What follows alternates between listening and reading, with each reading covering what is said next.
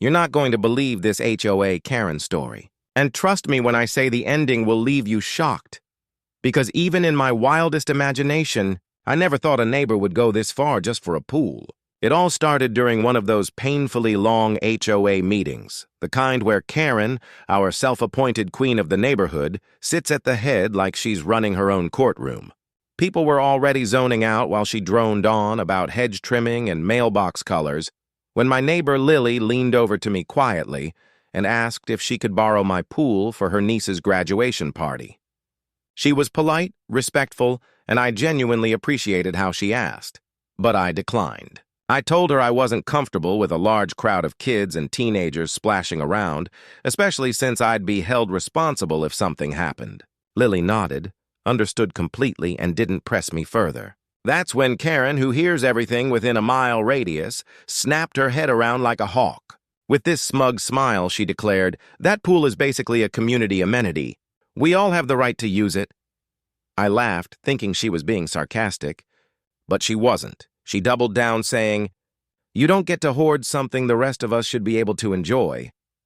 My patience thinned as I reminded her I paid for that pool with my own money, built it on my private property, and not a single cent of HOA funds went toward it. But Karen just leaned back in her chair, crossed her arms, and muttered, "We'll see about that." That should have been my first red flag. Days later, I came home from work and something felt off. My pool cover was crooked, the floaties were out of place, and wet footprints trailed across the deck. My stomach dropped.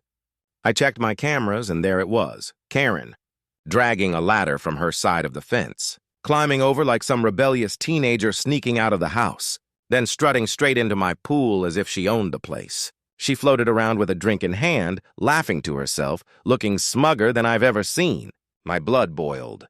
The next morning, I put up large signs around the pool. Private property, no trespassing. Big, bold letters, impossible to miss. But of course, the next day, I checked my cameras again, and guess who was there? Karen. Same oversized sun hat, same tacky sunglasses, floating like she was on vacation. It became a routine. Every time I left for work, she would drag her ladder over and crown herself queen of my pool.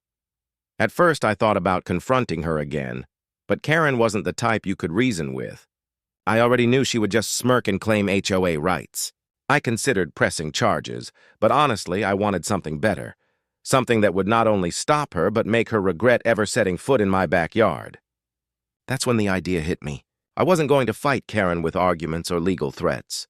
I was going to hit her where it hurt most, her pride.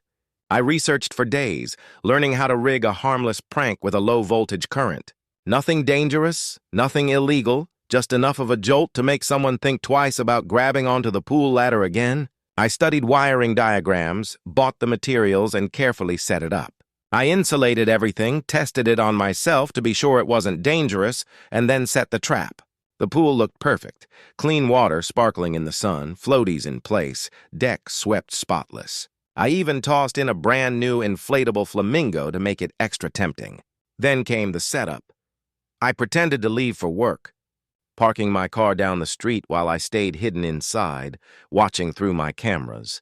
Sure enough, the scraping sound of her ladder against the fence came like clockwork. Karen climbed over, sun hat flopping, sunglasses covering her eyes, and entitlement dripping from every move. She strutted to the edge, dipped her foot in, and then dove gracefully into the water, splashing around like she was auditioning for a swim commercial. For 15 minutes she floated, sipping from her thermos, basking in her stolen paradise. Then, satisfied, she swam over to the ladder and reached up to grab the rail. "Zap!" she yelped, snatched her hand back, eyes wide. Tried again. Zap! This time she screamed, splashing around in the water like a cat thrown into a bathtub. I nearly collapsed laughing as I watched from my hidden spot. She cursed, kicked, tried to grab her towel to wrap around her hands, but every attempt ended the same: zap, scream, splash. And this was just the beginning of her humiliation. The cops had barely finished laughing when Karen, still dripping and furious, tried to spin the situation as if she were the victim of some elaborate assassination attempt.